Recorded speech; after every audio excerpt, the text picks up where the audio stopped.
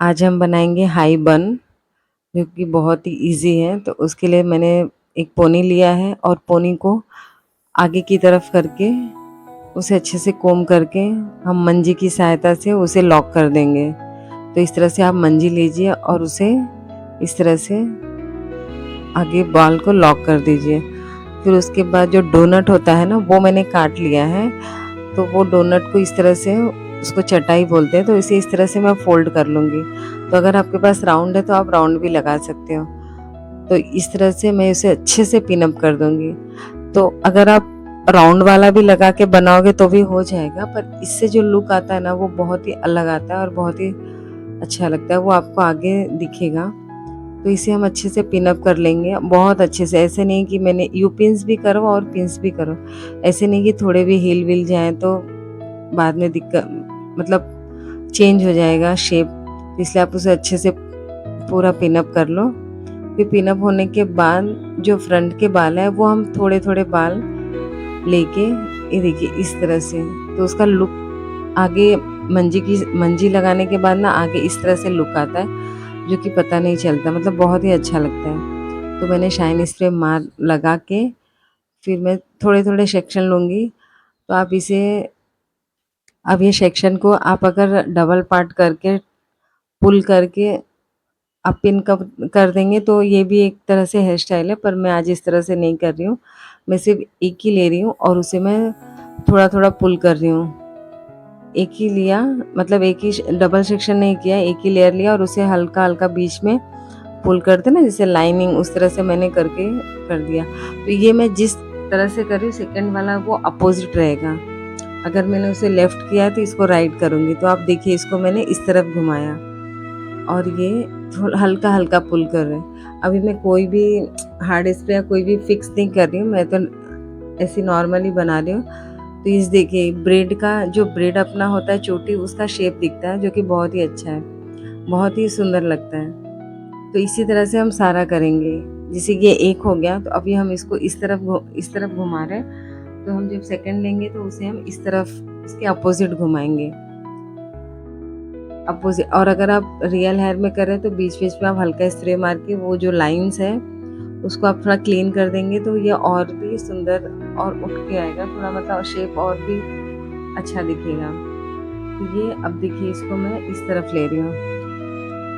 तो ये जैसे एक एक ब्रेड जैसे ऐसे लगेगा कि हाँ हमने ब्रेड बनाया, पर ब्रेड दिखता है, पर और भी अलग थोड़ा लुक दिखता है। तो ये देखिए हमारा दो सेक्शन, मतलब हमने 4 पार्ट लिया, लेकिन हमारा 2 सेक्शन एकदम प्रॉपर और अच्छे से हो गया है। और जो ये साइड का होता है यहाँ पे तो ठीक है, स्टार्टिंग करते हैं हम, मिडल का भी ठीक है, पर अगर इस साइड का लेने जाते हैं ना तो गैप आ जाता है और जो कि वो नीचे की तरफ हेयर गिरते हैं। तो उसे उस टाइम पे हम यू पिन्स डालेंगे, लेकिन जो पीछे के हम पीछे जब करते हैं तो डायरेक्ट एक एक पिन डालते हैं, लेकिन लास्ट में हम सारी पिन्स निकाल के उसे अच्छे से 2 पिन से प्रॉपर पिन अप करेंगे, क्योंकि बहुत सारी पिन हो जाएगी तो पीछे तो फिनिशिंग में बाद में प्रॉब्लम आएगी।